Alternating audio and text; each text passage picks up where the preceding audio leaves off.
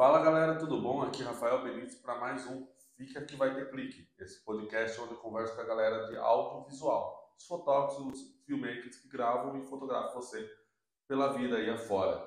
Vamos saber como que eles trabalham, os bastidores, seu workflow e tudo mais curioso na vida deles.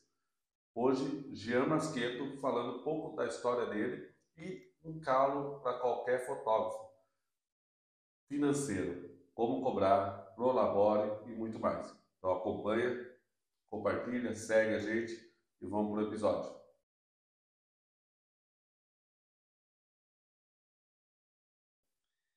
Fala galera, bom dia. Sou Jean Masqueto, fotógrafo aqui em Sorocaba. Sou o proprietário da Tecliquei Fotografia, uma empresa especializada em eventos e ensaios, femininos principalmente, mas nós fazemos um pouquinho de tudo. Estou nesse ramo aí há 12 anos já praticamente, fazendo balada, casa noturna, shows e afins aí.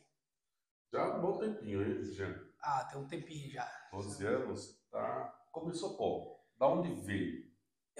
O meu começo é meio curioso, porque eu comecei sendo o motorista da rodada. Eu não era um fotógrafo, mas por eu não beber álcool, e na época eu estava no Beleléu, uma balada que estava aqui em Sorocaba, e o fotógrafo da balada me chamava para ir porque eu tinha carro. E daí era aquele cômodo de eu saía, levava ele curtia, fotografava, eu acabava saindo de casa e ficava, era uma mão de via dupla, por exemplo assim. E eu comecei assim, porque ele acabava bebendo um pouco mais do que deveria e deixava a máquina. Eu comecei a brincar e ser fotógrafo nessa balada. E minha vida balada começou assim novamente. Daí dali já veio a vontade de fotografar e tudo mais. Sim, tipo, Vontade, modo dizer, vamos começar a ver qual é que é essa coisa de foto. isso. Ali começou, eu só brincava, literalmente, não ganhava nada. Comecei a brincar de ser fotógrafo até nascer aquele desejo de, tipo, preciso ter a minha câmera, preciso ter o meu material. E daí foi que meu pai entrou nessa história, né, com a questão financeira e comprou minha primeira máquina, que eu tenho até hoje, né, guardada. E ele comprou minha primeira máquina, parceladinha no cartão de crédito, que eu acho que todo brasileiro faz a Todo mesma mundo, coisa, né? carnezinho. O carnezinho, comprou, me incentivou muito e foi ali que eu comecei. Primeiro, fazendo parceria com a própria Beleléu e o fotógrafo da casa, que colocava alguns eventos ali, e outros eventos que foi aparecendo, eu fui fazendo. Desde balada, show, festa junina de Sorocaba, festa junina de Votorantim, e assim foi caminhando. Hoje você está fotografando balada ainda também, tem o seu perfil sensual. E qual que é o seu nicho de foco hoje? Tipo, Jean Masqueto, o que você curte fotografar? Então, hoje, em 2025, o meu foco hoje está sendo a questão do estúdio, onde que eu quero aperfeiçoar mais a questão meio do estúdio, porque eu montei o estúdio há praticamente 5 anos e não uso tanto. Eu uso muito pouco ele e eu quero aperfeiçoar isso, até para não ficar dependente tanto da noite.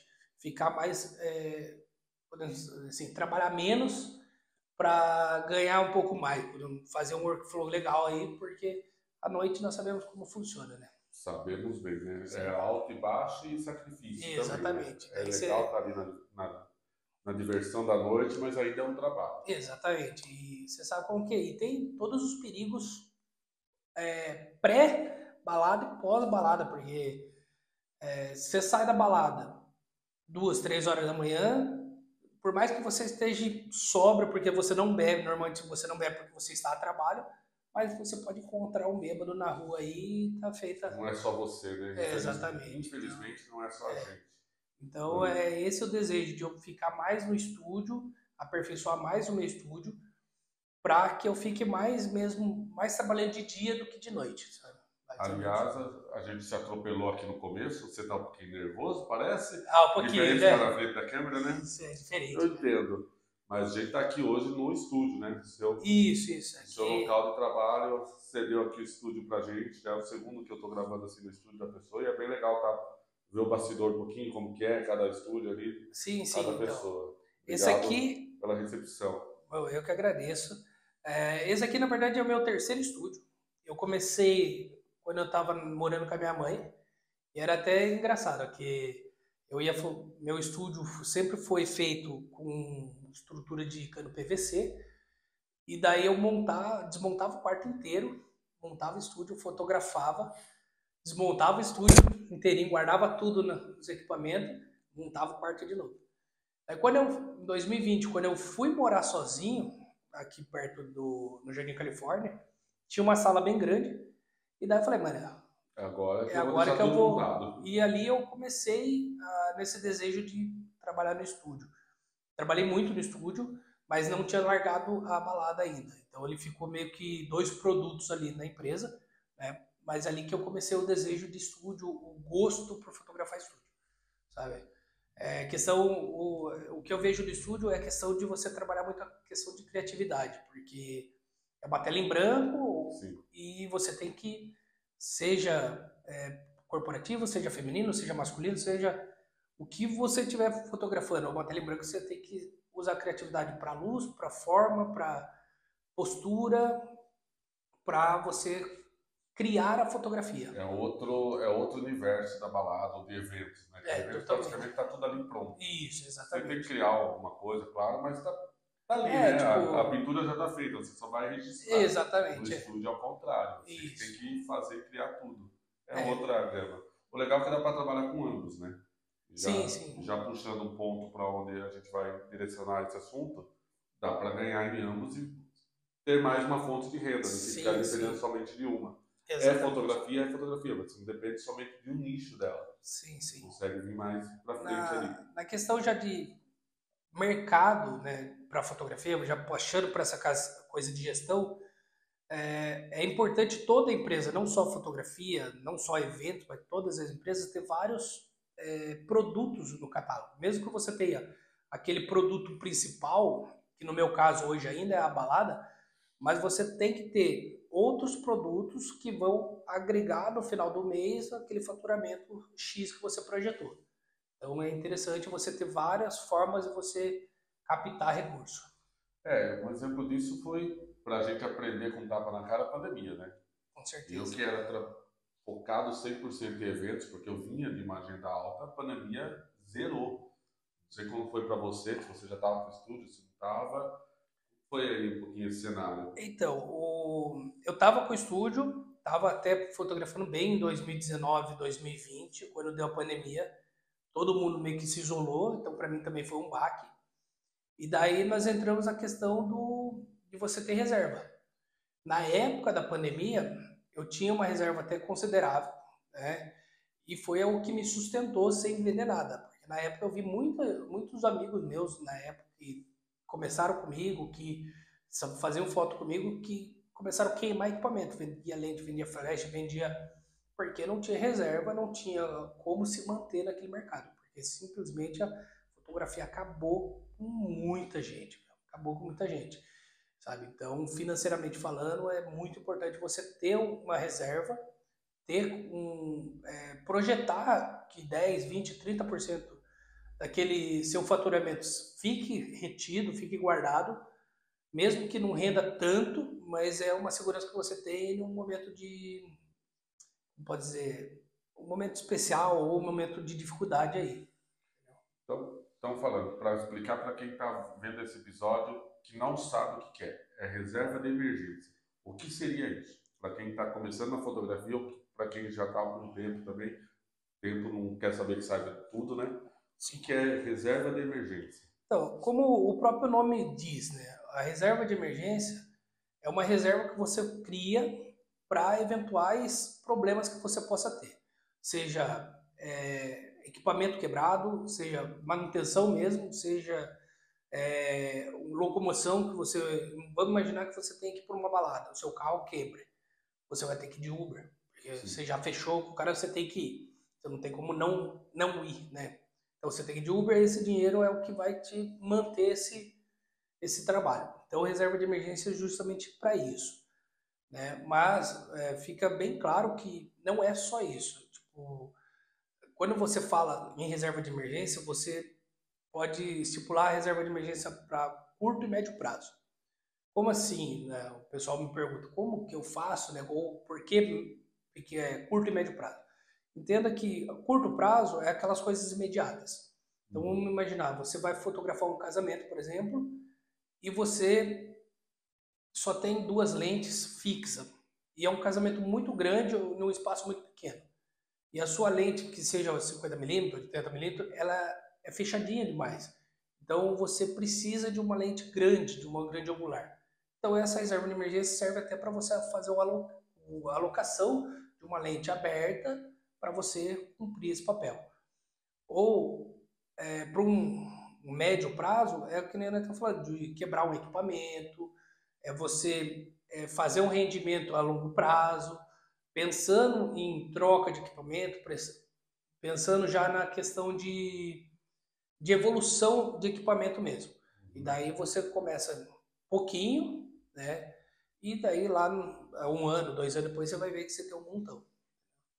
Basicamente para suprir qualquer eventualidade que você tenha. Isso, exatamente. E tem um método bem simples de fazer, que eu chamo até ensinei minha irmã, que tem um pet shop, né? A fazer, que eu chamo ele de caixa de sapato. Basicamente é você estipular depósitos no longo de 12 meses. Então você começa lá, vamos imaginar, você quer R$ 1.000. Você vai começar com 10, 20, 30, 40, 50, 100. Daí 100, 100, 100, 100 até você juntar os R$ 1.000. Então você cria na sua cabeça um mecanismo que você é meio que obrigado a deixar esse dinheirinho guardado. Então, como é pouquinho, com o passar do tempo, você cria esse mecanismo de sempre estar alimentando ali, entendeu? Você nem vai sentindo às vezes, né? Diferente de você Isso. virar amanhã, putz, eu tenho que tirar R$ 500 da minha conta para guardar. Exatamente, Você porque dá aquele baque, né? quando você fala em investimento financeiro, nós estamos acostumados a ter um montante muito grande. Tipo, é muito dinheiro. Você vê grandes empresas, muito dinheiro, muito, sabe? E na verdade, não. Na verdade, você tem que começar de baixo. Você tem que começar. Então, se eu for falar hoje para um MEI ou para um fotógrafo que está começando, cara, em vez de você guardar 10 mil, guarda 500, sabe? Guarda 100. Porque aquele R$ 100 daqui a um ano não é 100, é 150. Daqui 2 anos é 200. Então, assim, vai de pouquinho em pouquinho que você chega a ser grande também, entendeu? Então, isso seria a reserva de emergência, tá? E tem um período de reserva de emergência que eu já ouvi falar muito da tática do, se pode chamar assim de tática, mas dos 6 meses, né? Que a reserva de emergência tem que sustentar você por 6 meses. Que é assim, quando você fala em reserva de emergência, entende-se que uma emergência ela pode ser momentânea, como ela pode ser duradoura. Então, estudiosos que trabalham muito mais no mercado financeiro, eles estudam e falam que o ideal seria 6 meses do ano ter de reserva. Por quê? Vamos imaginar que a pandemia, que durou um ano e meio, aí, um ano e 8 meses. 6 meses desse ano, você estaria resguardado. Foi o que aconteceu comigo. Eu tinha 6 a 8 meses guardado. Eu fiquei ali de março até praticamente dezembro sem fotografar, sem sair de casa. Porque eu tinha essa reserva de emergência. Então, assim, eu deixava de fazer coisas que me chamavam nessa época da pandemia, até por um pouco de medo de ser contaminado, mas assim, eu sabia que eu tinha segurança de que eu não ia precisar estar na rua para colocar comida em casa, por exemplo. Então, estudiosos falam, no mínimo 6 meses. O ideal é isso. O ideal é isso, mas assim, sabemos que hoje o mercado, a condição financeira do Brasil, principalmente, ela é muito volátil. Então, assim, quando nós falamos 6 meses, muita gente tem aquela ideia de que, tipo, meu custo de vida hoje é R$ 1.500. 6 meses daria 15, 16 mil reais. Só que, assim, eu não tenho 15 mil reais para deixar guardado hoje. Mas se você começar com 100, hoje você está empregado, hoje você tem o faturamento. Então começa com 100, 200, 300, vai aumentando aos pouquinhos, que daqui 3, 4 anos você já tem os 15 mil guardados, e daí quando tem uma emergência mesmo, você não precisa mais ficar, podemos dizer assim, até se matando, Sim. porque você tem a reserva lá para te segurar um pouco, entendeu? É exatamente isso. Começa a guardar. Qualquer coisa que puder guardar, Sim. seja na poupança básica ali, que não recomendo por causa de rendimento e tudo mais, mas já é alguma coisa, né? Sim, sim. Não precisa entender de investimentos, se aquilo, aplicar, bolsas, você tendo esse dinheiro guardado já é importante. Então, hoje, já que você falou em questão de poupança, hoje a poupança não é tão recomendado por conta do rendimento. Isso. Então, o que o pessoal recomenda? Deixa no rendimento fixo, ou no fixo mesmo, no rendimento fixo, que são aquelas no Nubank, a caixinha, Sim. cofrinho em outros bancos e poupancinha, né, que tem alguns bancos aí. Por quê? O rendimento ele é um pouco maior e o sistema de rendimento é melhorado. Por quê? Na poupança antiga, que nossos pais tinham, o rendimento ele é 0,5 até o valor da inflação. Então, eles nunca vão pagar acima da inflação, vai ser para baixo. Já na renda fixa, eles pagam o CDB. O CDB o que é? É a taxa de empréstimo de banco para banco. Então, como que funciona? Eu, Jean, tenho meu dinheiro guardado com o Rafael. O Rafael é o banco. Ele vai pegar meu dinheiro, ele não vai deixar parado, ele vai emprestar para outras pessoas. E essa pessoa vai pagar juros para ele, e desses juros que ele ganha, ele vai me pagar uma porcentagem desses juros, que é a mesma porcentagem que ele pagaria para um Itaú, para um Bradesco, só que ele não está pagando diretamente para uma empresa, ele está pagando para um cliente dele, entendeu? Basicamente, quase que você que está emprestando o dinheiro. Isso, exatamente. O banco empresta o seu dinheiro para alguém e vem trabalhando em cima dele. Isso, exatamente. E retorna para você uma porcentagemzinha. Isso, exatamente. Já é uma caixinha ali, vamos dizer assim, segura. Exatamente. Nos tempos de hoje, né, vamos dizer, segura. Na renda fixa, até R$25.000 guardado, ele tem garantia pelo Banco Central. Então você não vai perder dinheiro. Se você colocar na poupança antiga, corre-se o risco do governo, do governo federal, criar o que eles chamam de empréstimo compulsório. É uma coisa que já aconteceu no Brasil, lá no Collor. E o que é basicamente isso? O governo vem, pega todo o dinheiro da poupança, empresta de você e você não pode falar não. Ele simplesmente empresta, vai pagar os juros de poupança e vai tomar não é tomar seu dinheiro, mas ele vai emprestar compulsoriamente, ou seja, tipo forçado de você, e você vai ficar sem seu dinheiro. O governo vai pagar? Vai. Só que assim, se for um montante muito grande, entra no compulsório. Quando entra no compulsório, o governo demora muito tempo para pagar. Então, assim, tem gente hoje do tempo do Collor que ainda não recebeu no compulsório daquele empréstimo compulsório que teve. Quase que perdeu dinheiro. Exatamente. Então, assim, tem muita pessoa daquele tempo que está com processo no juizado para receber esse empréstimo. Coisa que na caixinha não tem esse risco. Né? Até esse teto. Até esse teto você não tem imposto de renda sobre isso, sobre rendimento, você não tem... você tem a segurança do Banco Central, você não tem um imposto sobre isso. Cada banco tem um modelo de trabalhar, né? Mas basicamente sobre o rendimento você não tem imposto nenhum incidente sobre isso. Então, em resumo, aqui para a galera aprender, vamos dizer, vai guardando o mínimo possível por mês e tente chegar no mínimo a 6 meses de custo de vida. Pega seu custo ali médio do mês, a água, a luz, a alimentação, passeio e tudo mais, faz vezes 6 e tenta ter esse dinheiro guardado. Porque é exatamente isso, qualquer emergência que venha acontecer, você tem 6 meses ali, um acidente de trabalho, alguma coisa que todo mundo está fadado a isso. Pode acontecer qualquer um. Isso é comum para qualquer pessoa, mas esse seria o ideal. Se nós formos puxar por legislação, empresas maiores, tipo Coca-Cola da vida, McDonald's, empresas grandes, que têm outra forma de contabilização, eles são obrigados por lei a guardar do faturamento 5%. São obrigados. Então, ali. É lei, eles têm que guardar isso de reserva de emergência para caso falir. Vamos imaginar, a Coca-Cola faliu hoje. Esse 5% de todo o faturamento que eles têm está guardado para justamente pagar funcionário, pagar todos os credores para não ficar com dívida, entendeu? Então, isso é legislação brasileira.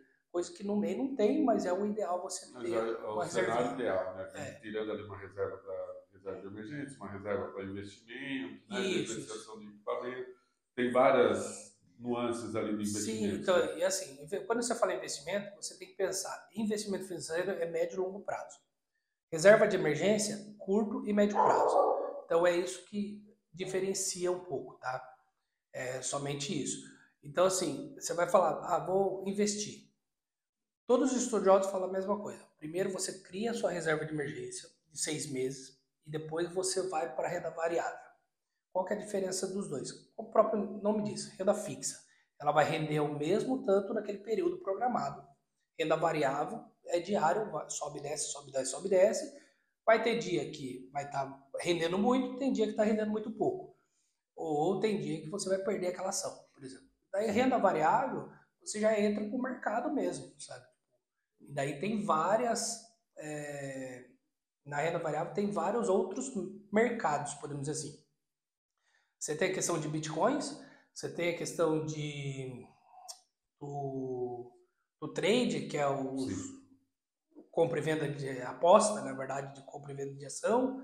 Você tem a própria compra de ação de empresa. Você pode comprar dólar, você pode comprar ouro. E daí ali é o mercado que vai determinar. Aí já entra investimento. Isso, aí exatamente. Já é outra pegada, já é outro cenário. E assim, para essa parte é bom mesmo a pessoa já começar a estudar mesmo bem a fundo, porque é aquele negócio, vamos imaginar, você compra o dólar, hoje está 5,50.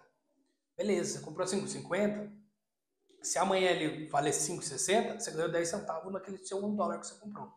Mas e se ele abaixar para 4? Você perdeu o dinheiro, entendeu? Então, por isso que você daí tem que estudar muito bem todas as nuances, se for empresa, se for dólar, se for... para você capitalizar seu dinheiro. Mas é isso. Daí mudando um pouco de cenário, não, mas indo para outro lado. Prolabore, você falou que é especialidade sua também. Sim, eu tenho até um e-book que eu confeccionei, né, sobre Prolabore, que é uma dificuldade. Quando eu tive o prazer de ministrar uma palestra em São José do Rio Preto e posteriormente aqui em Sorocaba na Unitem, para microempresários, era uma dificuldade muito grande, porque o MEI em si são pessoas físicas que não têm tanto conhecimento de gestão empresarial e começam uma empresa. E daí eles tinham muita dificuldade para separar o próprio salário. O que é salário meu, o que é da empresa, o que é faturamento, o que é lucro, sabe? Os nomes para eles eram muito confusos. E para fotógrafo mais ainda, né? Que fotógrafo, um erro muito grande de muitos fotógrafos é ele não entender que ele é uma empresa. Né? Exatamente. Até porque muitos fotógrafos nem MEI têm. Sim, mas... muito no pé disso, que é altamente recomendável. Então, o MEI é a sua garantia governamental de várias coisas. O principal deles é a aposentadoria. Ninguém aqui, seja eu, seja você, com 70, 80 anos, quer ficar trabalhando. Então, o MEI é uma forma de você se aposentar. Tem a legislação da aposentadoria, da Previdência, mas é uma forma de você se aposentar. O MEI garante acidente de trabalho, por exemplo, tipo, você está indo para um casamento, você sofreu um acidente, quebrou a perna, isso é até trágico falar, mas sofreu um acidente, quebrou a perna, teve que operar, vai ficar uma lacuna de tempo afastado. Você entra no INSS, pede você pede o seu seguro ali, né? Seguro acidente de vida. Para a mulher tem o auxílio gestante, auxílio mãe lá, não lembro, não me recordo o nome, mas tem todas essas nuances. Então, ter o MEI, além de você estar legalizado, você poder emitir nota, por exemplo, não que sem MEI você não consiga emitir nota, mas com o MEI é muito mais fácil e tenha toda a proteção governamental, né? É igual você ser um CLT, por exemplo, que você tem todas as proteções governamentais. E até para algumas empresas, quem quer trabalhar, o fotógrafo quer trabalhar na área corporativa, eventos ou até ensaios, creio eu, se você não tiver nota fiscal, você não trabalha. E mesmo como particular, dá para emitir uma certa nota, mas tem empresa que não contrata. Isso. Algumas empresas, até onde eu conheço, não cheguei a trabalhar para elas ainda, não houve essa necessidade. Mas nem como MEI você ela te contrata, já tem que ser ME para cima. Sim, sim. Então, não adianta, não tem para onde fugir. Se você quer se profissionalizar, atingir um nível de clientela, um nicho específico de mercado, é MEI, é emitir, é estar tudo certinho, pagando tudo certinho. Sim. Não tem para onde fugir.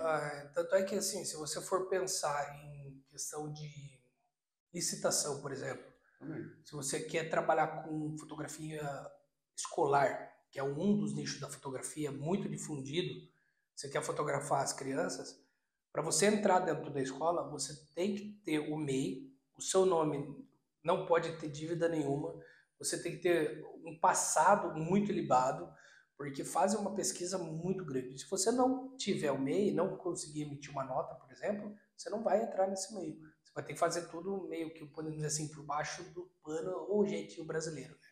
Né? E é complicado, né, cara? Facilita muito. Eu, particularmente, é prazeroso a empresa entrar lá em contato com isso aqui. Ah, tô te mandando e-mail, fechei essa semana o contrato. Tô te mandando e-mail já com os dados para nota fiscal. Porque tem empresa que vem te orçar e a primeira pergunta é: você emite nota fiscal? Sim, sim. Tem empresa que não pergunta, porque já imagina, às vezes você já vem de indicação disso aqui. Ela só me respondeu assim: ó, tô te mandando e-mail já com os dados da nota fiscal. E se você não tem? Então, Você já perdeu ali o cliente, e assim, já ligou. a questão de nota, quando você vai prestar um serviço, seja para pessoa física, seja para uma empresa que está te solicitando nota, por lei você é obrigado a emitir. Né? Então, assim, se você não emite nota, você está sonegando imposto, e sonegação de imposto é crime. Daí, quando você é MEI, você não tem a exigência legal de emissão de notas, a não ser que peçam. Por quê? Quando você paga o MEI, subentende que você está gerando receita e lá no final do ano você vai prestar contas. Então, assim, tendo MEI, você não é obrigado a emitir a nota fiscal por conta do faturamento. Né? Mas você tem essa possibilidade de entrar lá no portal e emitir uma nota para qualquer pessoa. E isso te varia. Te varia não. Te ajuda em outros critérios também, como linha de crédito. A gente já conversou algumas vezes sobre isso em grupos, que a gente participa e tudo mais. Pô, quero comprar equipamento, estou sem financeiro hoje, quebrou equipamento, alguma coisa. Pô, vai lá no Banco do Povo, aqui na nossa região é Banco do Povo, Sim, com certeza em outros estados tem alguma coisa similar a isso. Faz uma linha de crédito. Os juros é extremamente baixo, tem, mas é extremamente baixo. Não é tão burocrático. Tem ali alguma coisa que você tem que comprovar. A renda não precisa, porque já é o seu próprio meio, mas documentação, apresentar a nota fiscal, tudo. E você compra um equipamento, às vezes, sei lá, de 10 mil, parcelado em 3 anos, uma parcela baixíssima, e está lá trabalhando para pagar aquilo. Se você vai pegar esse empréstimo num banco, é muito maior, mais burocrático muito... às vezes, ou menos, porque o banco tem que emprestar. Essa que é a verdade, o banco ganha na sua dívida. Exatamente. Ele quer saber. Se você não pagar para o banco é até melhor, vou pensar assim às vezes. Porque vira uma bola de neve. Vai virar uma bola de neve, não é um cenário legal no Brasil. Eu mesmo já comprei vários equipamentos por Banco do Povo. Meu, facilita uma vida assim que. Daí a gente ouve assim algumas coisas. E eu virar MEI, pagar imposto, não sei o que.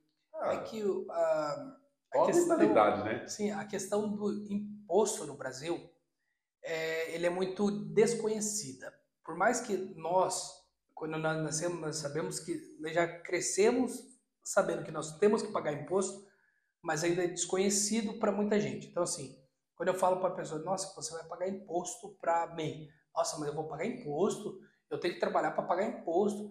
Tipo, nós já pagamos imposto, você vai pagar imposto, sabe? Então, essa questão de você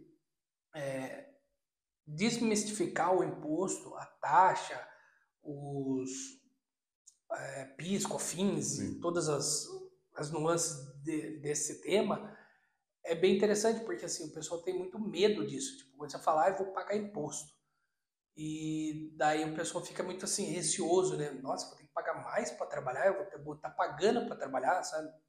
É mais ou menos o que nós estávamos falando ontem do preço sugerido, sabe? Então, assim, o pessoal tem muito medo disso porque não conhece. E pagar o imposto não é um bicho de sete cabeças, sabe? Eu vi até um cara falando que Esse cara chama Luciano Hang. Todo mundo conhece como o velho da van, ou careca da van. E ele fala que quanto mais imposto você paga, significa que você está faturando mais. E o cara hoje fatura, a van hoje fatura coisa de 1,5 milhões dia. Tipo, não é pouca coisa, sabe? Não. Então, e ele fala, quanto mais imposto eu estou pagando, eu sei que quanto mais imposto, mais faturamento tenho e assim por diante. Então, é basicamente isso. E esse é o jogo. Se esse é o jogo, vamos jogar junto e ter Exatamente. vantagens com ele. Que eu, particularmente, no meio, é uma opinião minha, mas creio que seja isso. Particularmente no meio, eu não vejo desvantagem. Todo mês eu tenho que pagar lá a guia DAS, do meio e tal. Sim. Cara, zero problema. Ele me permite trabalhar para empresas, isso aqui me dá um faturamento muito maior do que eu me preocupar com a guia DAS. Sim, sim. Se eu não estivesse pagando ela, eu não teria N faturamentos e assim, no corporativo que eu quero. E para o MEI é facilitado isso. Porque assim, você vai pagar coisa de R$85 mês. Hoje eu acho que está 82, 85, coisa varia da época que você abre, né? Coisa de R$85 você vai pagar de, podemos dizer, imposto, que é a taxa do MEI. Você pode ter aí até R$81 mil de faturamento anual. Fora, se você extrapolar isso, você teria que mudar. Só que você não precisa pagar um contador. Você pode fazer a sua própria gestão. É mais difícil fazer sozinho. Concordo que é mais difícil fazer sozinho. Mas você não tendo a obrigação de pagar um outro profissional, para muita gente pode ser mais fácil. Sim, muito. Sabe? Então, o governo facilita muito a questão dessa parcela de pessoa que não tem condição mesmo financeira, vou falar, de contratar um profissional. Então, eles centralizaram tudo num site, num portal do empreendedor, e ali você faz tudo. Você emite nota, você faz a DAS, você faz o seu imposto de renda, então fica tudo centralizado ali. Cara, para emitir a guia DAS uma vez por mês para pagar lá, é 5 minutos. Você entra lá, seu CNPJ, gerar a guia do mês e pagar. E aqui em Sorocaba, se você tiver dificuldade com a questão online, a questão digital, aqui em Sorocaba você consegue ir no Banco do Povo. O Banco do Povo eles emitem, você paga, seja por Pix, seja por boleto, eles imprimem, você vai no banco, na caixa do banco, porque assim, idosos principalmente, tem um pouco mais de dificuldade ainda. Mas o que acontece? Eles vão no Banco do Povo, emitem lá o boleto, vai no banco dele, comum, no caixa, paga no dinheiro, tá pago. Até para abertura de MEI é muito rápido, né? Eu Sim. lembro que a minha, eu abri, fechei, depois abri de novo. A primeira vez, porque eu fiz a migração de MEI para e-mail uma época. Daí, para abrir é coisa de 1 hora. Você vai lá, sai de lá, o que é o seu negócio, qual que não é, cabe, não cabe, os KNAIs, né? Sim. Para quem não sabe, o KNAI é o seu serviço que você vai prestar, vamos dizer assim, basicamente, né? De produtos ou afins. Eu acho que 1 hora e pouco já estava aberto a minha MEI. Saí de lá com o nome fantasia, que é o nosso nome, né?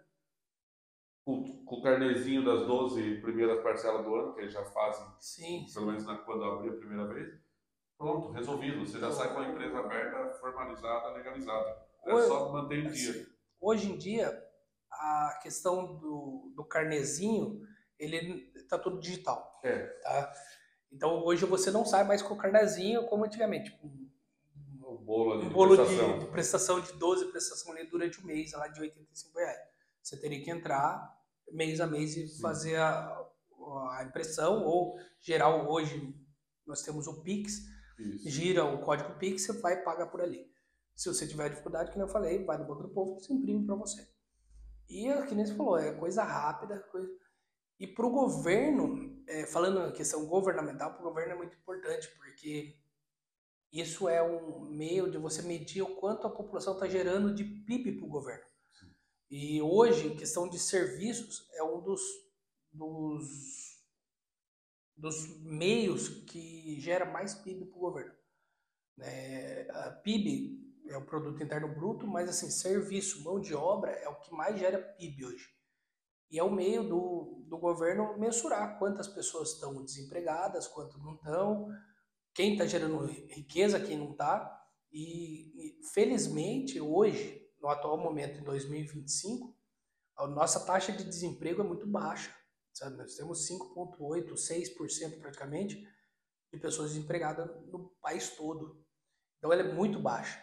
Justamente, podemos até colocar na conta do MEI isso daí, porque tem muita gente que ficou desempregada no CLT e não conseguiu um outro emprego, seja por idade, seja por qualificação, e caiu para o MEI. Virou MEI, abriu o seu negócio e começou.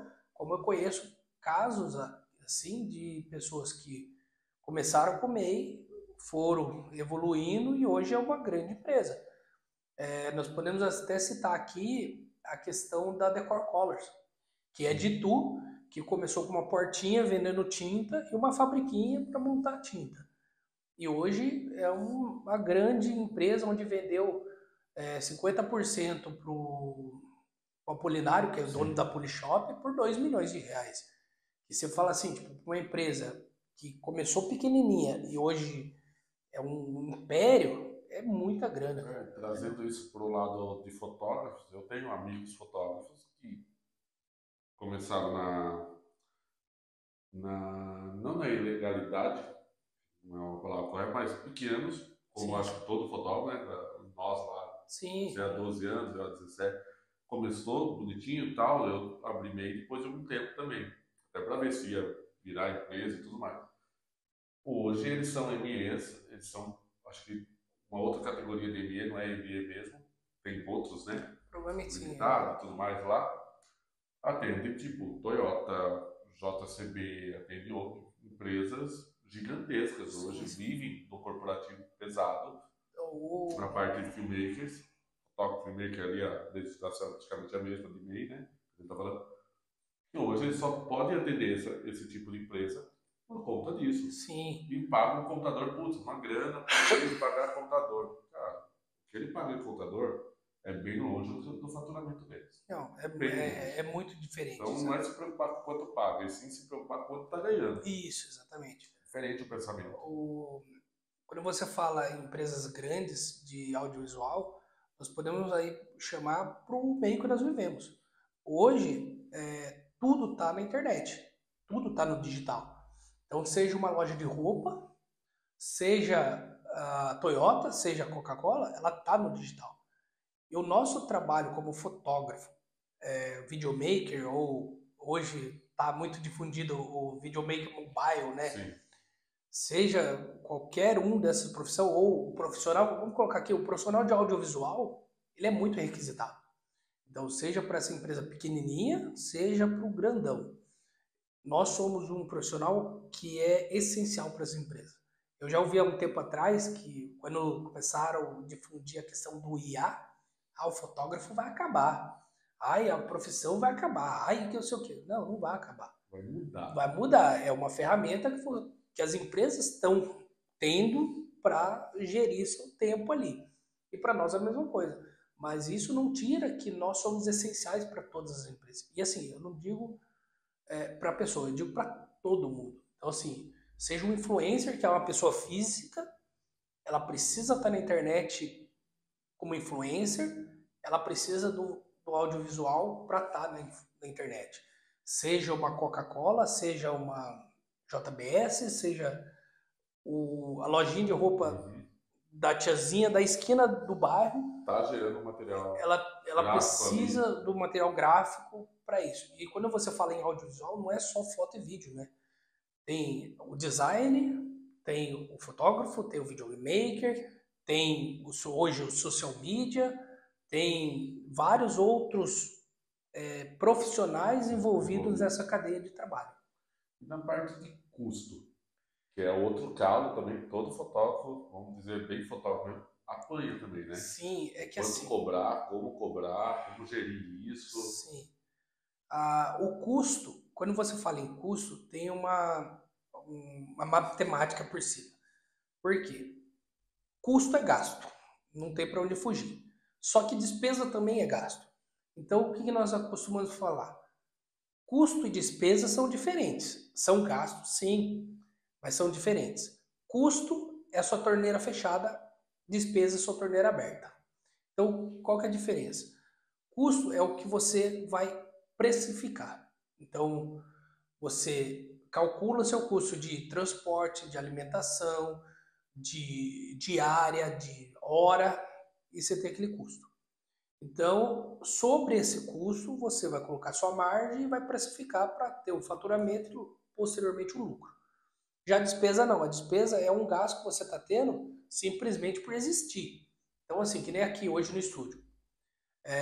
O meu custo eu tenho quando eu estou fotografando. Então, assim, toda a luz, todo o ambiente aqui, se eu não tiver fotografando, se eu ligar a luz, é despesa. Agora, se eu coloco alguém aqui para fotografar e ligo a luz, é custo. E daí o pessoal confunde muito essa coisa na questão final e tenta juntar tudo. E isso é um pouco errado de fazer, sabe? Porque atrapalha lá no final na matemática. Então você tem que separar bem o que é custo, o que é despesa, até para você gerir os dois ali. E no final da conta, seja do mês, seja do ano, você está linear, ou seja, na contabilidade nós falamos, fechar no 0 a 0. E assim, na contabilidade, né, fala fechar no 0 a 0 não significa que você vai fechar sem lucro e sem dívida. Você pode ter lucro. Fechar no 0 a 0 é você fechar sem pendências, tá? Então, assim, eu tenho um custo para fazer hoje uma balada, por exemplo, aqui perto de casa, de locomoção, por exemplo, de R$10. E eu vendo isso a 100. Lógico, é um preço fictício só, tá? Uhum. Eu vendo ele assim, eu tô tendo 10% de custo sobre isso. Então, quando você, no mercado financeiro, você coloca, nós trabalhamos muito por questão porcentagem, 10% de custo é muito alto. Sim. Entendeu? Então, assim, daí o pessoal fala, mas é só R$10. Não, é 10%. 10% é muito alto. Então, 10% seria, se você faz o mesmo trabalho por 1.000, você está tendo 100. Se você faz por 10, você está tendo 1.000. Então, tipo, essa diferença que é grande, é gritante, sabe, 10%. Então, a ideia é controlar esse custo, ou diminuir, no caso, diminuir o custo para você ter um faturamento. Então, assim, na questão de gestão de custo, a ideia é o quê? Você diminuir custo para aumentar faturamento. Diminuindo o custo, aumenta seu faturamento, porque o preço de venda praticamente é estável. Então, vamos imaginar questão do... Quer ver um exemplo? Papel higiênico há um tempo atrás. Era um rolo de 40 metros. Se eles aumentassem o preço, por conta da deflação do mercado, muita gente ia reclamar. O que eles fizeram? Diminuíram a quantidade. Diminuindo a quantidade, no caso deles é custo variável. Então, diminuindo a quantidade, o custo diminui e eles continuaram mantendo o mesmo preço. O pessoal quase não sentiu isso, né? Nessa diminuição de quantidade. Então, essa é a gestão de custo. É você diminuir seu custo para aumentar seu faturamento sem aumentar o preço de venda. Não, essa seria a gestão de custo. Na hora de formar seu preço, de formar o valor que você vai cobrar ali de uma noiva ou de um evento, alguma coisa, é extremamente importantíssimo. Sim. Isso. Né? Você saber exatamente quanto você gasta no mês, que seria a despesa, sim. Sua moradia, sua internet, sua alimentação, isso aqui, porque você tem que se pagar. Sim, sim. É o que você falou. Não estando trabalhando, você já tem despesa. Sim. Aí beleza, esse é minha despesa fixa, ou variável ali, alguma coisinha. Né, uma média. E daí, a partir do momento que vou atender um casamento, qual é o custo do casamento? Sim.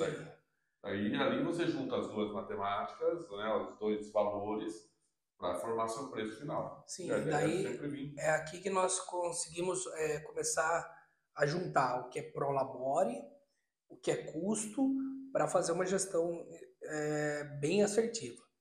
Porque o que acontece com o MEI? Quando você fala que nem você falou, muito MEI, ele não está acostumado a que você é uma empresa. Você é um PF, né, uma pessoa física, que você está vendendo sua mão de obra. E, na verdade, você tem que mudar esse conceito, esse modo de pensar. Quando você vira MEI ou você age como uma empresa, você é uma empresa. Então, a empresa tem que pagar o seu salário, que daí, no caso, é o Prolabore, que também é um custo, né, que é o custo da empresa. E daí, o que acontece? Como você faz? Você pega o seu Prolabore do dia. Então, vamos imaginar, o seu Prolabore é R$1.000. Você calculou tudo, é R$1.000. Lá, seu Prolabore. Seu prolabore de R$ 1.000 é por 30 dias. Então você vai dividir por 30 esse prolabore e vai achar um X, que é seu dia. Então você já tem um custo para você atender essa noiva, que é o dia que você está atendendo. Daí, somando a esse prolabore diário, você vai ter o custo de transporte, custo de alimentação, custo de seguro, custos variáveis ou custo fixo que você vai ter para aquilo. Então, assim, nós como fotógrafos, é importante ter seguro, que é um custo mensal, então você divide por 30 igual para o labore. Você vai ter o custo de combustível para ir até a noiva, para atender essa noiva, então você tem que colocar nessa matemática. Você vai ter o custo de alimentação, muitas vezes até para reunião. No meu caso aqui, eu tenho o custo de alimentação das meninas que eu venho fotografar. Porque eu costumo colocar para elas uma bolachinha, colocar um cafezinho, uma cerveja, um refrigerante, para elas se sentirem confortáveis até para fotografar. Então isso entra como custo, porque eu já calculei isso que elas vão consumir. Então, como eu adiciono isso ao meu pacote, já é um custo. Né? Então eu tenho o custo de alimentação. Em alguns eventos, nós sabemos, o casamento você vai jantar no casamento, ou almoçar no casamento, mas já tem eventos que não. No caso da balada, você não tem alimentação. E se você pegar 2, 3 baladas na noite, você vai ter que parar uma hora para comer. Porque você trabalha basicamente das 10 da noite até 4, 5 horas da manhã, uma hora ali você vai ter que parar seja para tomar uma água, seja para comer alguma coisa. Então você tem que colocar esse custo. Daí você tem, além desses custos, tem os custos variáveis que você vai ter que colocar, que nem assim, se você usa moto, você tem o custo de deslocamento, custo de pedágio, custo tudo que você gasta para produzir esse evento. Sim. Daí sobre esse custo que você geriu para produzir evento, você vai colocar a sua margem. A margem o que é? É o custo mais a quantidade que você quer lucrar. Então vamos imaginar, todo mundo imagina o quê? Eu tenho um produto, né, que ele me custa 100. Se eu vender a 200, eu tô tendo 100% de lucro. E na verdade não, você está tendo 50%. Porque você faz uma conta ali de proporção que você gera a sua margem. Então sua margem é 50%, que de 100 vai dar 200. O que eu normalmente aplico aqui quando eu vou fazer isso? E não é só aqui, tem várias empresas que fazem a mesma forma. Vocês já devem ter visto, tipo Casa Bahia ou loja de departamento que fala, estamos vendendo pelo custo. O que eles fazem? Eles pegam o custo, calculam o custo, colocam uma margem baixa ou uma margem básica para margem de custo que eles falam. Então vamos supor, custo de 100, eles aplicam 10% desse custo, que é a margem mínima para não ter perda. E sobre esses, a mais desses, eles colocam a margem de venda. Então vamos imaginar, o seu custo era 100, você colocou a margem de risco, ou a margem básica de 10%. Na teoria, você teria que vender a R$110, que R$10 seria a sua margem. Sobre esses 110, que é o preço de venda, você vai colocar mais 30%, ou 20%, cada empresa calcula de uma forma. Você vai colocar sua margem ali de venda. Então vai 30%. Qual que é a diferença disso? É a diferença de mercado. Então assim, 110 mais 50%, vamos imaginar que deu R$200. Daí você vai vender. E daí vai ter aquele negócio que, mas eu vou fechar 2, 3 eventos. E é ali que, nessa margem, que você vai negociar sem ter perda. É uma vantagem para fotógrafo fotógrafo, audiovisual, as coisas, vantagem e desvantagem, vamos dizer, que a gente não tem um trabalho tabelado, né? Sim, sim. Você pode vir ali, dependendo do mercado que você atende, do nicho que você atende, da onde você está inserido, tudo isso influencia, sim. Você pode ter uma margem gigantesca e tá tudo ok, vamos dizer assim, no bom sentido. E você consegue ter uma margem violenta em cima do seu custo. Seu custo é A, por exemplo, meu custo aqui é R$ 100 de vida.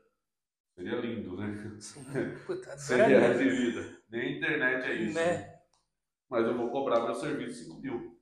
Sim. Poxa, a margem de lucro lá em cima. Mas, Porque o custo, nem sempre o custo, o preço de venda acompanha seu custo, né? Você consegue linear ali seu custo de vida e tudo mais, um sim. padrão, vamos dizer assim, conseguir agregar valor e ir cobrando cada vez Sim, mais. sim, Então, exatamente. aí vai outros custos, outros detalhes que a gente já conversou muito disso, de público-alvo, para você atingir tal público, você tem um custo maior, alimentação, tudo mais. Por exemplo, vai fechar uma reunião com noiva, você que paga a refeição da noiva numa cafeteria, ou é só a sua, mas você vai numa cafeteria classe A, você vai gastar mais. Sim. Tudo isso entra no E final do daí, contrato ali no orçamento, tem que ter essa margem. Você tem que ter essa margem. Então, essa margem de venda é justamente aonde entra a despesa. Por quê? Você já tem seu custo calculado, você tem sua margem de segurança e você tem sua margem de venda. Nessa margem de venda seria o faturamento final, tá? Sobre esse faturamento, você tem que tirar o custo, tirar o imposto, tirar tudo que você vai ter que pagar. Vai sobrar o faturamento líquido, né? Desse faturamento líquido, você vai tirar a despesa para descobrir seu lucro. E daí, que nem você falou, você vai atender uma noiva numa cafeteria, no caso aqui do Sorocaba, no Campolim, no Iguatemi. Acho que na Havana, por exemplo. Uma cafeteria muito boa, padrão A. Você fala, cara, legal, mas você vai gastar lá um expresso, 9, 10 reais. Pra mais. Sabe? Enquanto se você fosse numa cafeteria no centro da cidade, que é tão boa quanto a Havana, né, o mesmo preço vai gastar 3. Então, assim, vai E aí que depender. muito fotógrafo erra. Exatamente. De não acrescentar esses pequenos custos. Isso, né? exatamente. Na entrega, a gente já passou por isso, basicamente sim. Vamos fazer um casamento e tal, a gente atende muita gente de fora. Beleza, daí como vai fazer a entrega? De esquecer, entre aspas, de colocar esse custo do frete, ou o custo de levar. E isso vai te deduzindo a sua margem de lucro no final. O dinheiro que vai sobrar ali. No caso da entrega seria custo, mas assim, vamos imaginar que no caso de casamento, o que eu acho importante, um ano de casamento você quer dar uma lembrança, ou você quer lembrar daquele momento para aquela pessoa, porque ela foi especial, Sim. ou teve um momento mágico que te tocou. Você vai produzir ali, sei lá, um quadro, um quadrinho, seja 10 por 15, seja um grande. Você vai ter uma despesa de levar isso daí, porque ou Produzir e levar. daí você está tendo despesa, porque isso não entra como custo, porque você não está trabalhando para isso. Você já trabalhou, você já teve seu custo, já ganhou. Então, mas você quer dar, então é uma despesa. Mas daí o fotógrafo ou o MEI acaba esquecendo muito disso. Do frete ou do envio, ou seja, do passe de ônibus, por exemplo assim, para você produzir essa despesa, para você produzir essa lembrança. Então, são os pequenos pontinhos que vai fazer diferença lá na frente. Eu trabalho muito modo arcaico, vamos dizer assim. Não é no papel, mas é na planilhinha do Excel. Eu já tentei me adaptar a vários aplicativos, Sim.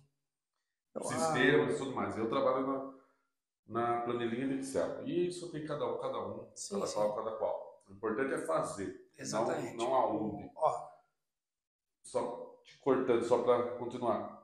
Cara, ter isso planilhado é muito importante. Sim. Literalmente, é linha por linha. É a fitinha de cetim, a cartinha, o envelope, o papel, a caneta, tudo, a caixa, frete, médio. Sim. Ali você coloca, você já tira um valor para cima, normalmente, né? Dentre os fretes.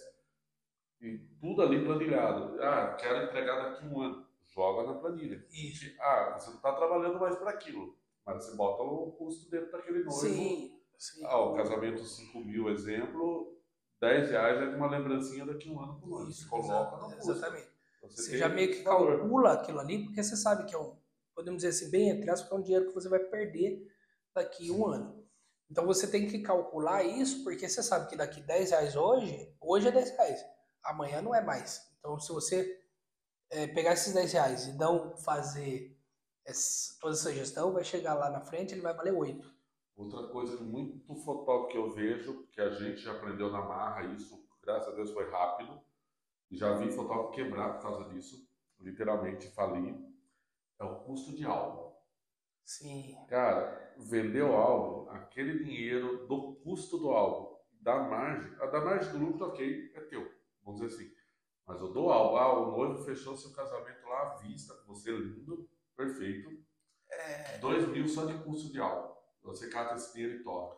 Então, Cara, guarda, a questão né? disso que você falou, Essa gestão não, financeira. nessa gestão financeira, muitas empresas, principalmente de eventos, que tem o giro de caixa deles não é tão controlado. Então é aquele negócio, você fecha um para fazer o atrasado.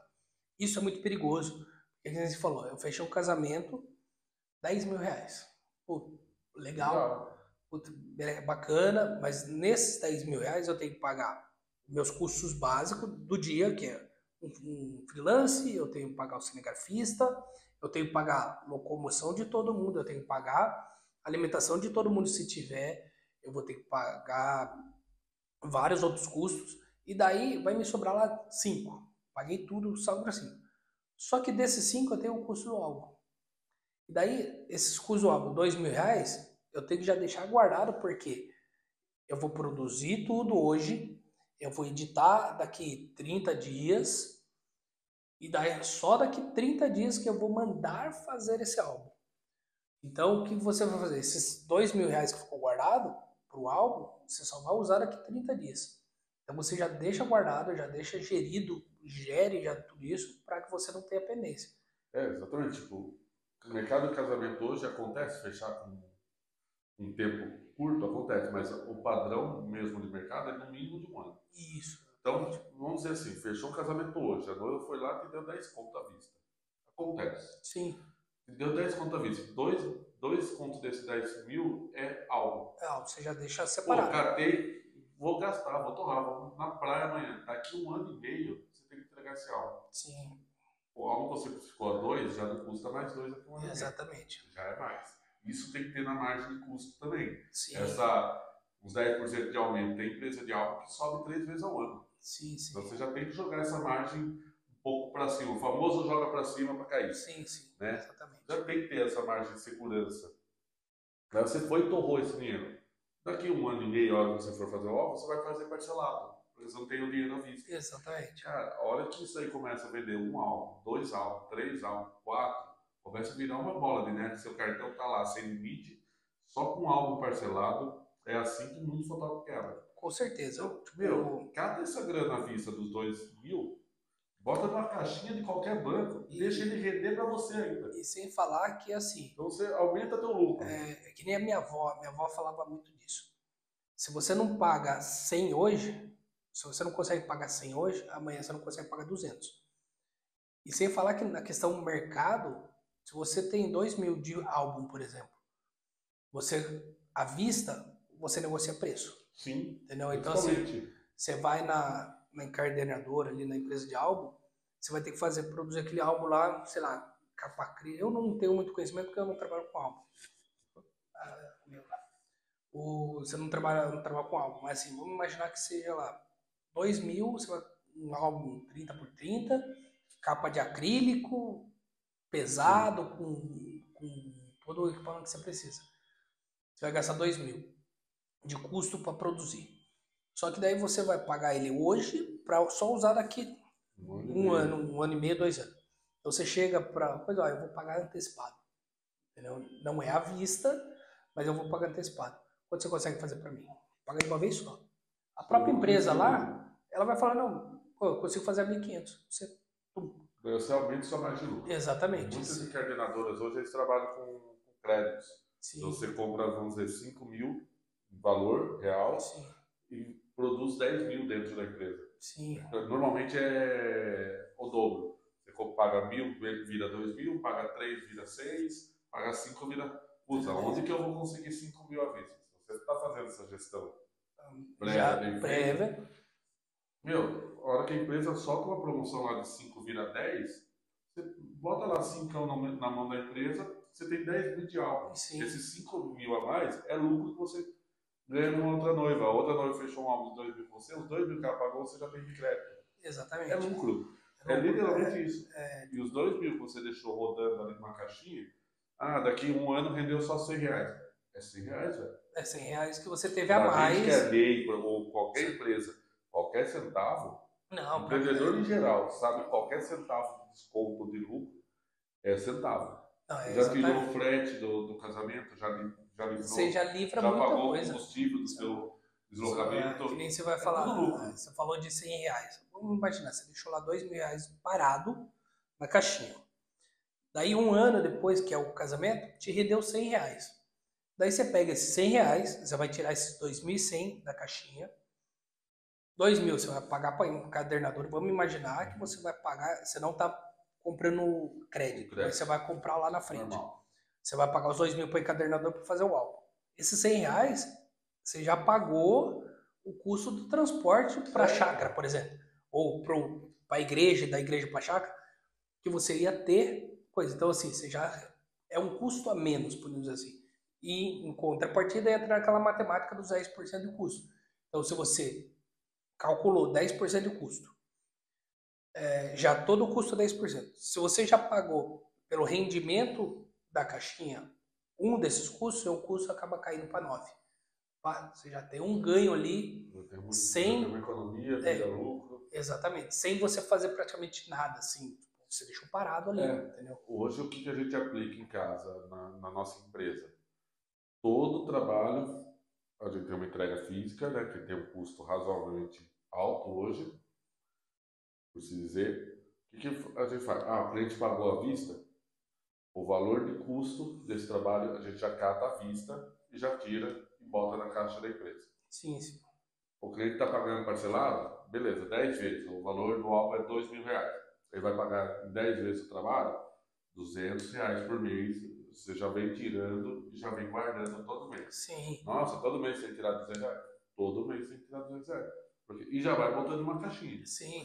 Daqui um ano e meio, um ano ao casamento dele, um ano e meio vai entregar o álbum, você já está com o dinheiro separado.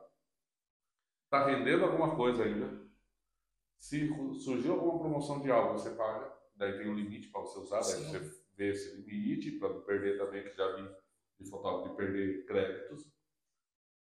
Meu, geriu ali bonitinho, daqui um ano você não está com seu limite de cartão de crédito parcelado ocupado. Você não está cheio de parcela de álbum. Sim. Ali. Lógico, se alguma emergência precisar, é diferente do cenário. Agora, no normal da gestão, cara, a hora que você fecha 10 casamentos com 10 álbuns a R$2.000, você tem que ter um limite de 20 mil. Sim. E 10, 200 ali, 2.000 por mês só de parcela de álbum. Só parcela de álbum. Cara.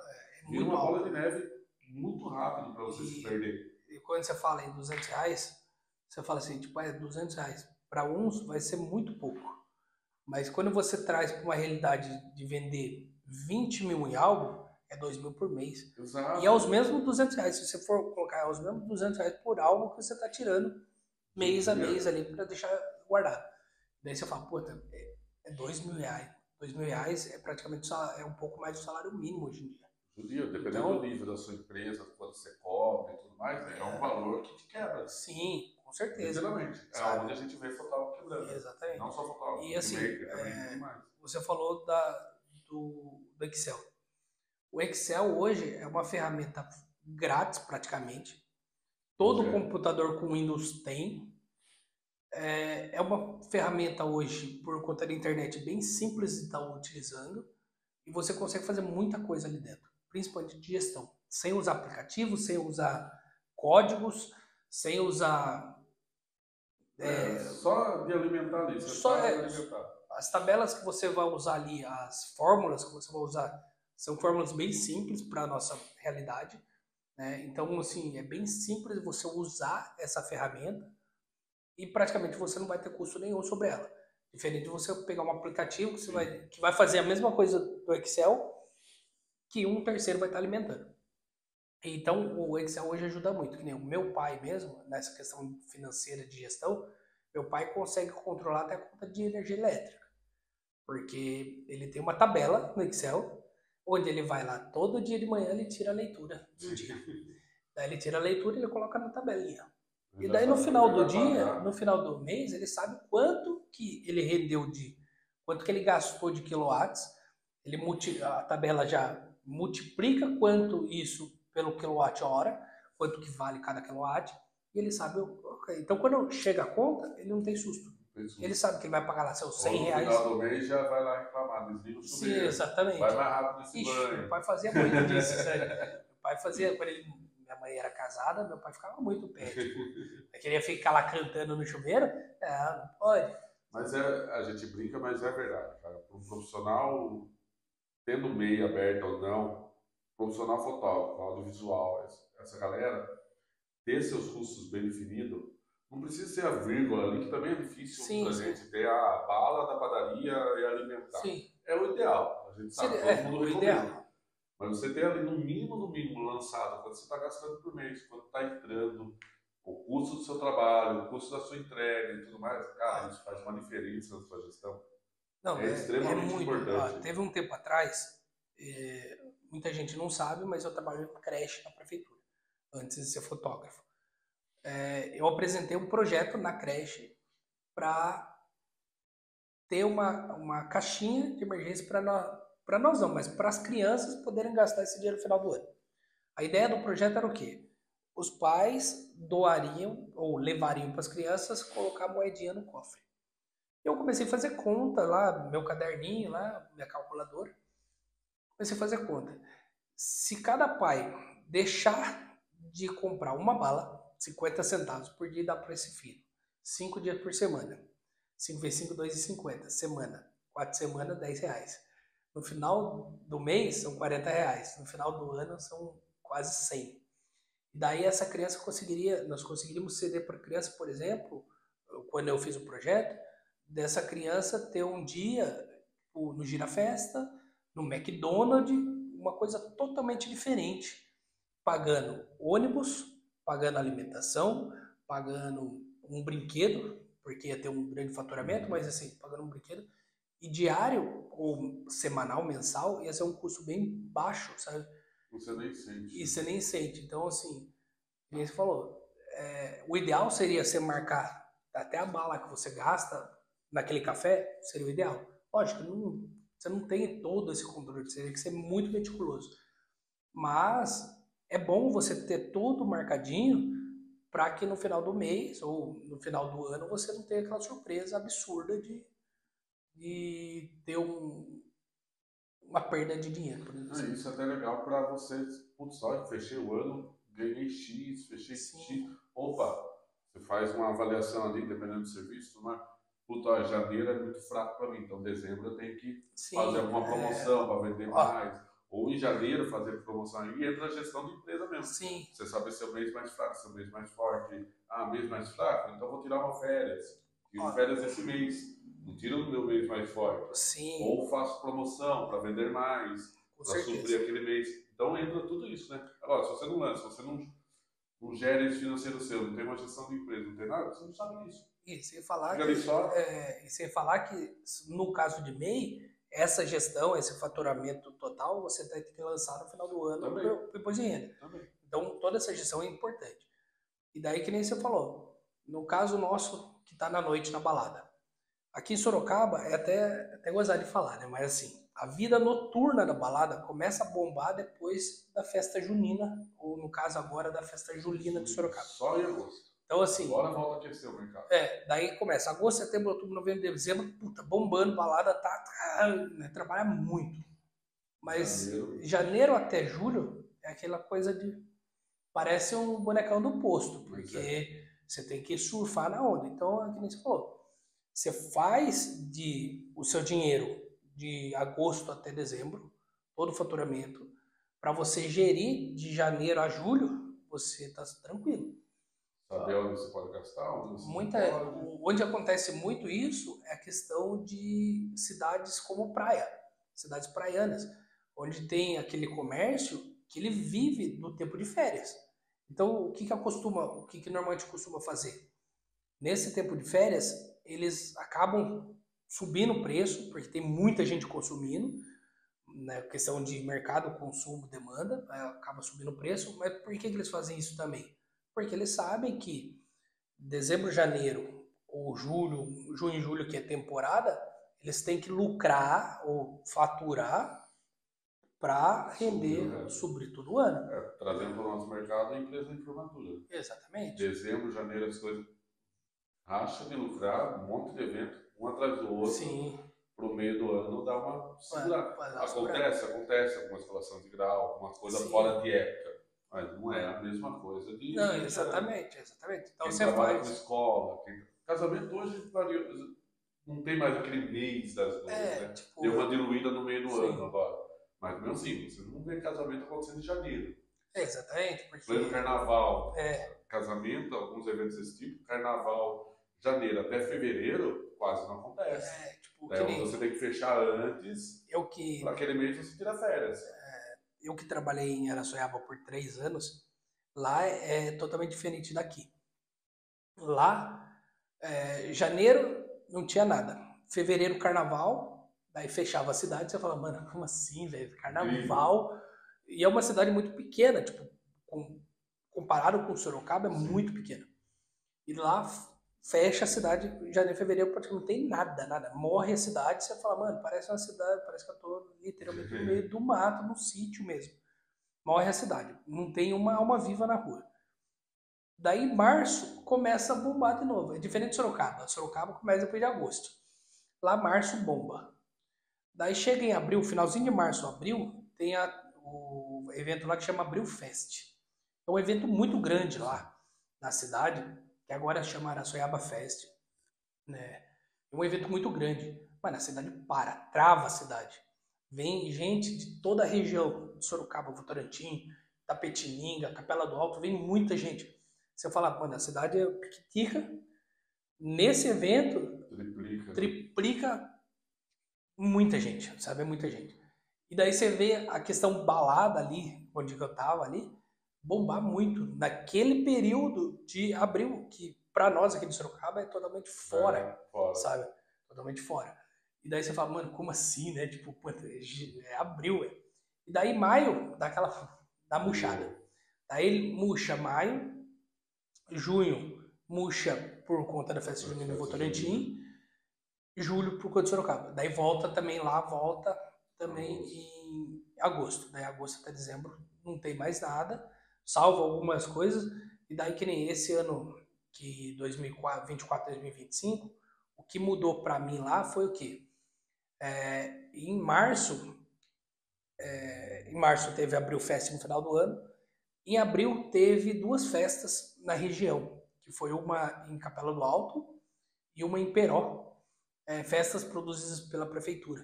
É uma coisa que hoje em dia meio que eu vejo que caiu no gosto popular. Começou com Votorantim, que é a maior festa junina do estado, ou até do país, tirando o Nordeste, né, que é muito tradicional, mas aqui na nossa região é muito grande.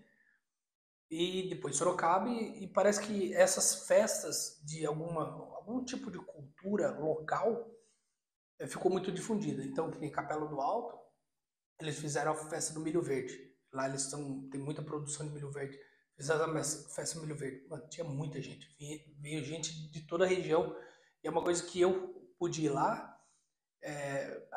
eu fui para curtir, não fui para trabalhar, mas assim, tinha muita gente. Muita gente que eu conheci de Araçoiaba, muita gente que eu conheci de Sorocaba, muita gente que frequentava o bar que eu fotografava, que morava em Capela do Alto, que morava em Tapetininga, e você fala assim, mano, o que você tá fazendo aqui? Tipo, é uma festa, porque na nossa concepção, que não conhece, eu falo, mano, festa do milho, deve ser uma festa muito, muito, assim, de interior, vai vender máquina agrícola. Não, mano, é uma festa como qualquer outra. Tem comida típica de milho, tem comida não típica, né? Sei lá, hambúrguer. Tem vendas de material, disposição, tudo. Mas é uma festa muito gostosa. E depois, sem falar que hoje o show, principalmente sertanejo, tá em alta pra caramba. Então, e como é interior, o interior tem muito essa questão do sertanejo, tá muito intrínseco a nós, né? Então, bomba pra caramba. E você fala, mano, é um evento muito legal. E é onde que, pra nós, como fotógrafo, é onde que você tem que gerir recurso, porque pra mim que tava lá, são os meses que tem baixa procura. É onde você muda, talvez, o seu foco. Vou tentar pegar uma festa dessa, vou vender foto, vou montar um estúdio, sei lá, vou fazer Exatamente. outras coisas no mercado. E daí, assim, tipo, entra no meio. Eu vou pegar uma festa dessa. Eu tô, a balada tá baixo o faturamento, o rendimento é baixo. Vou pegar um outro nicho, podemos falar assim, de faturamento. Vou pegar o show. Vou pegar essa festa. Daí você vai na prefeitura, tem até, se eu não me engano, não vou conseguir precisar o valor certo, mas até 10 mil reais de faturamento, de nota, não precisa de licitação. Daí você fecha 10 mil reais para fazer a cobertura daquele evento. Daí você não vai precisar de faturamento, de licitação, entrar em licitação, nada, você vai cobrir aquele evento. Só que, assim, é uma forma de você gerir coisa. Mas, para você entrar numa licitação, você precisa ter MEI, você precisa ter o CNPJ, você precisa emitir nota fiscal, porque senão você não entra. Não tem pra onde se você quer trabalhar, não, vou trabalhar num estúdio só para família, isso, aquilo, ok. Não tem aquela, vamos dizer assim, obrigação de ter um MEI. Sim. É bom, por conta dos outros benefícios que a gente falou, mas não tem aquela obrigação. Agora, se você quer diversificar o mercado, ir para um lado corporativo, prestar serviço para outras coisas, até porque, pensando como mercado mesmo, aquela família que você está atendendo, ela própria pode ser cliente sua de outras áreas. Exatamente. Eu tenho clientes de ensaio, clientes de eventos, que hoje são clientes corporativos meus. Sim. E ali próprio vai movimento, porque cada cliente que entra no seu estúdio, por trás ele é uma empresa. Sim, muito possivelmente. exatamente. Ele é dono de uma loja, dono de uma Exatamente. empresa, gerente de uma empresa e está te indicando. Semana passada eu fechei um cara que vive na balada comigo. Toda vez eu estou lá fotografando, ele está lá curtindo. Ele é do marketing de uma empresa japonesa aqui na região. Sim. Japonesa. Aqui na região. O que aconteceu? Fizeram um evento na empresa, fui lá fechar o serviço da empresa com ele. Sim. Ele fechou, fez todo o trâmite e fechou o serviço da empresa. Tinha que ter MEI. Sim, tem que ter nota fiscal. Tem que ter a tudo nota bonitinho. Então é tudo isso. E outro ponto interessante também, muito de se atentar para empresas. Para quem trabalha corporativo, forma de pagamento. Forma de pagamento de empresa é onde você tem que ter fluxo de caixa. Tem empresa que demora até 60 dias para te pagar. É um ó, mas daqui 60 dias também cai lá um montante. Então, mas aí isso entra acontece... de caixa, de ter sua contabilidade ali em dia e tudo mais. Belezinha, não entrou hoje, prestei serviço, daqui 1 mês, 2 meses que vai entrar. E vamos embora, vai estar entrando. É um saco, mas está entrando. Sim. O importante é entrar o dinheiro daqui 1 mês ou 2 meses. E aquela questão de gestão mesmo. Porque empresas grandes, gestão de fluxo. Sim. Do fluxo financeiro dele. Então, assim, ele fez o evento, ele já pôs na planilha dele lá do Excel lá todos os custos. Então, nós vamos entrar como custo daquela empresa. E daí, eles sabem que naquela planilha que daqui 2 meses eles vão estar zerados para pagar todo mundo. Então, para não ter uma quebra de caixa, eles já fazem essa gestão e na hora de contratar, eu falo, eu só posso pagar daqui 60 dias. Daí vai de nós, tipo, ter fluxo de caixa para falar, beleza, eu aceito você pagar 60 dias. E o que eu já ouvi falar, eu não trabalho com corporativo, mas assim, o que eu ouvi falar, que o corporativo nunca atrasa, não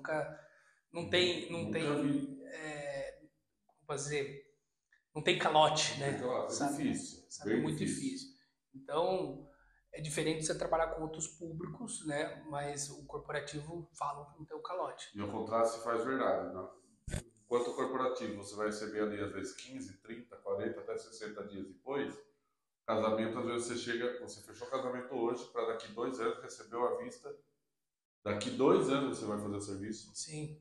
E você vai chegar lá no casamento, nossa, cadê o dinheiro? Exatamente. Dá essa sensação, mas você já recebeu. Já trabalhou esse dia, já pagou conta.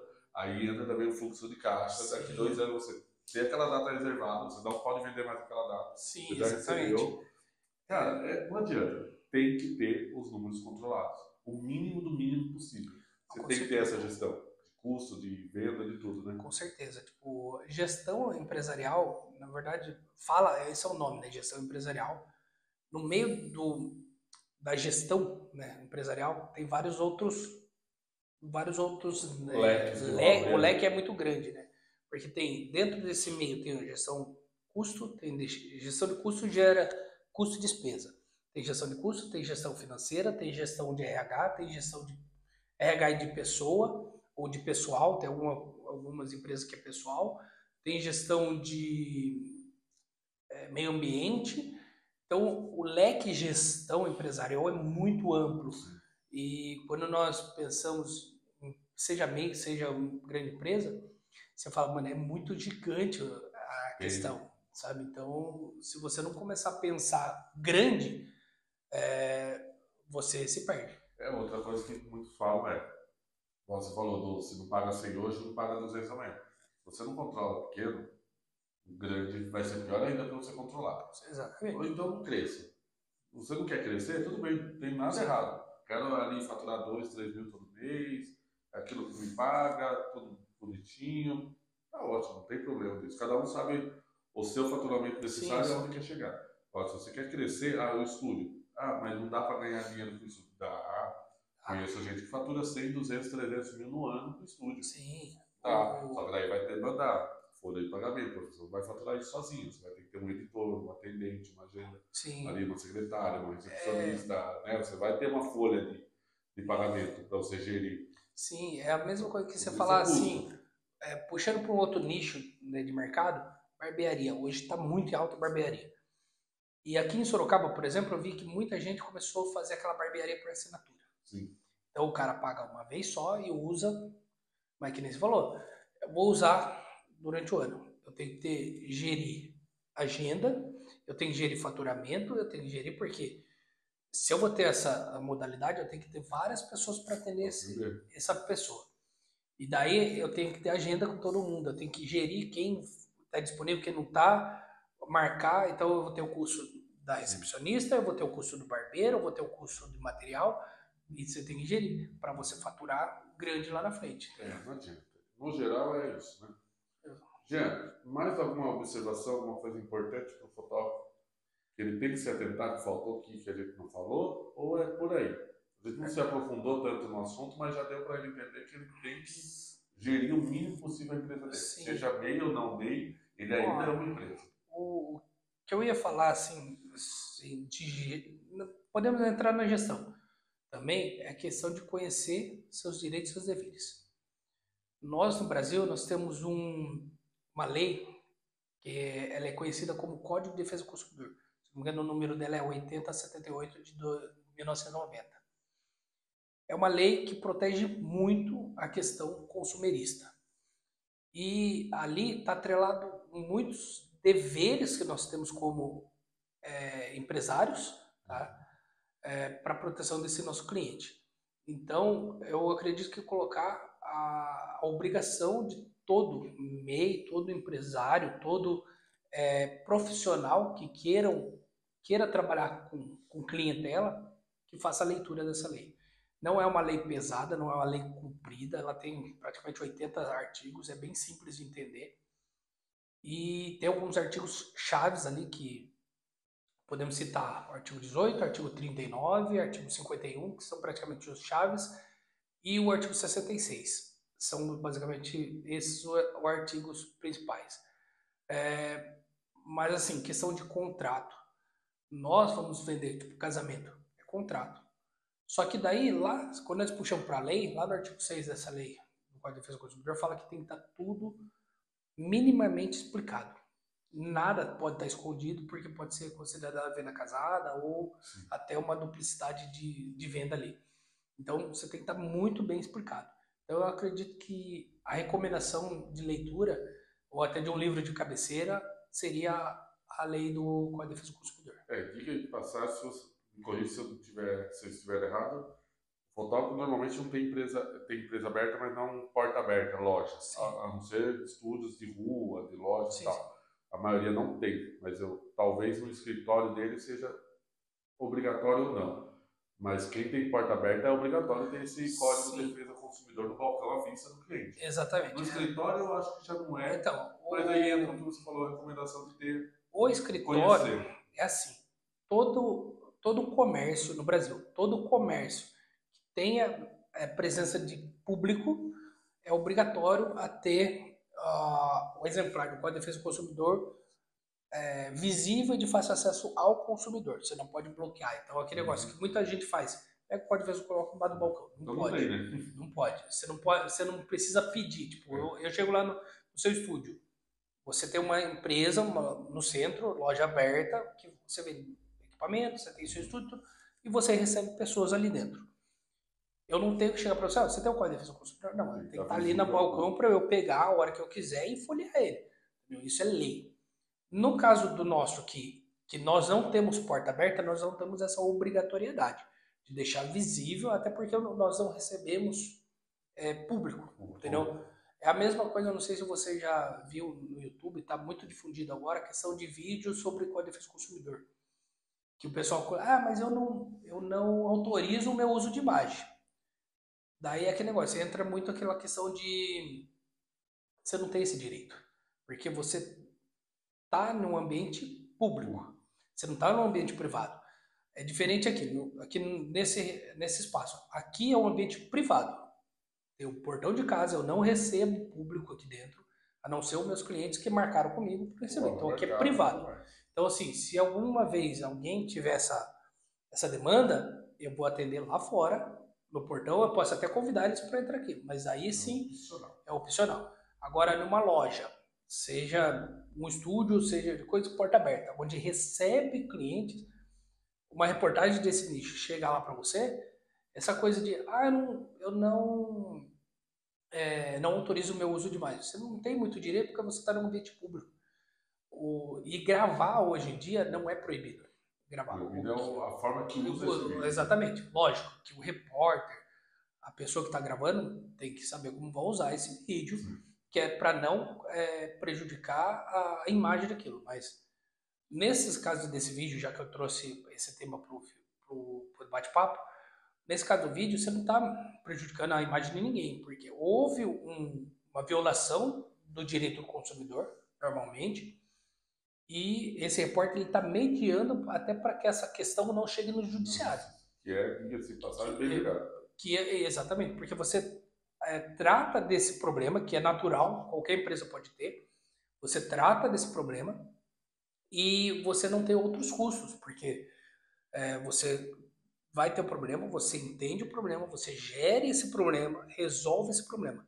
O seu cliente, muitas vezes, você resolveu, ele vai voltar a ter com você. Agora, se você não gerir esse problema, não resolver esse problema, ir para o judiciário é muito pior, porque você vai ter outros custos, outras despesas que vai encarecer muito essa questão. Então, assim, é muito importante você gerir essas pendências também, tá? Em resumo, fotógrafo é uma empresa. Não tem o meio aberto, não tem ME, não tem nada. Você já é empresa. A partir do momento que você está prestando serviço, se enxergue como empresa. Exatamente. Não é um profissional. Então vai trabalhar CLT.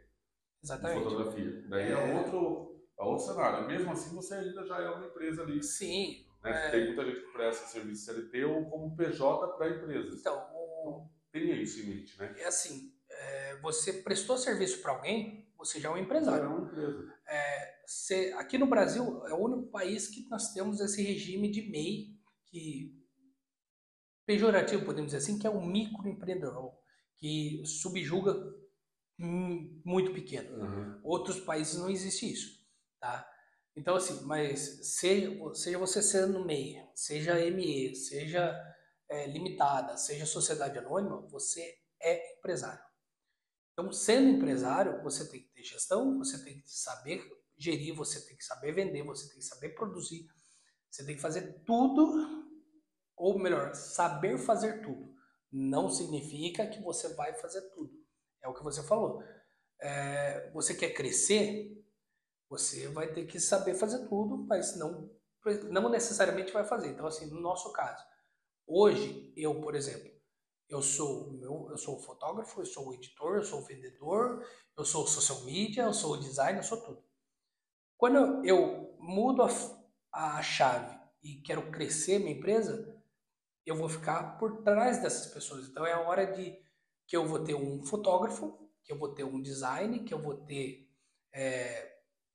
um editor, que eu vou gerir essas pessoas para fazer. Mas o que aconteceu recentemente comigo? Eu fiz um projeto, eu era um fotógrafo e o rapaz queria vídeo. Ele queria gravar um um vídeo mais comprido e eu não faço. Daí eu falei, mano, vou colocar pessoas para fazer isso. Daí entra aquele negócio de conseguir lucrar dos dois lados, né? Só que a responsabilidade é minha. E daí o editor chegou para mim e falou assim, mano, daqui 3 dias eu te entrego. Puta, perfeito, né? Passei pro cliente, falei, eu faço o vídeo, cobro tanto, nós vamos captar no sábado, as fotos a gente entrega na segunda, até segunda. O rapaz, o editor do vídeo, falou que até sábado tá na sua mão. O cara, puta, perfeito. O cara fechou, fizemos a captação, no outro dia o cara fez o pagamento, paguei todo mundo, chegou no sábado que o editor tinha prometido o vídeo, cadê o vídeo? É duro. Eu falei, puxa vida. Daí é natural você meio que, por vergonha, se esconder, né? Aí passou sábado, passou segunda, na quarta-feira ele me chamou, e o vídeo, pá, não saiu. E eu cobrando o editor, e o editor me dando desculpa em cima de desculpa, em cima de desculpa. Eu falei, mano, o cara foi me entregar o vídeo quase um mês depois, sabe? Quem O cara nunca passou por isso? Não, então. E daí A gente vai aprendendo, né? É aquela coisa, tipo, é a sua gestão, é você que tem que estar por trás, e daí entra aquele negócio de você saber fazer. Porque numa dessa, eu não sou editor de vídeo. Eu tenho muita dificuldade em edição de vídeo. Mas a partir da hora que eu me coloquei para fazer o evento, por exemplo, de vídeo, eu como obrigação, eu teria que saber editar. Por quê? Caso dê um pepino desse, eu pego todo o material, eu mesmo edito, eu mesmo entrego. E mesmo que eu tenha pago, depois Isso você acerta depois. Mas eu acerto depois. Mas eu tenho que entregar o material para o cliente. Sabe? Então, é basicamente isso. Então, quando você vai para ser empresário, você é tudo em um só, entendeu? Tem que virar essa chavinha, né? Exatamente. Jean, acho que é isso. Deu pra galera entender um pouco, deu pra assustar algumas pessoas Sim. aí e falar, ó, se manca e tá na hora de mudar. Outras provavelmente já estão muito bem encaminhadas. Sim. Valeu pela recepção, valeu por aceitar esse bate-papo com a gente. Deu pra ensinar um pouquinho a galera. Perfeito. Eu que agradeço o convite. O estúdio está de porta aberta para todos vocês. Se quiser vir conhecer, pode vir, pode pegar meu contato com o Rafael. Pode vir conhecer, pode vir usar aqui, não digo não, estamos de portas abertas. Vai estar embaixo aqui do episódio todo perfis e tudo mais para a galera seguir também. Perfeito, muito obrigado. Valeu, galera, é isso. Espero que vocês tenham aprendido um pouquinho de gestão de financeira e como não quebrar basicamente a empresa, porque é um risco, né? É um risco. E acontece mais fácil, infelizmente acontece mais fácil do que a gente pensa. Exatamente. Se você não prestar atenção. Compartilhe esse vídeo, segue o canal e até a próxima. Valeu!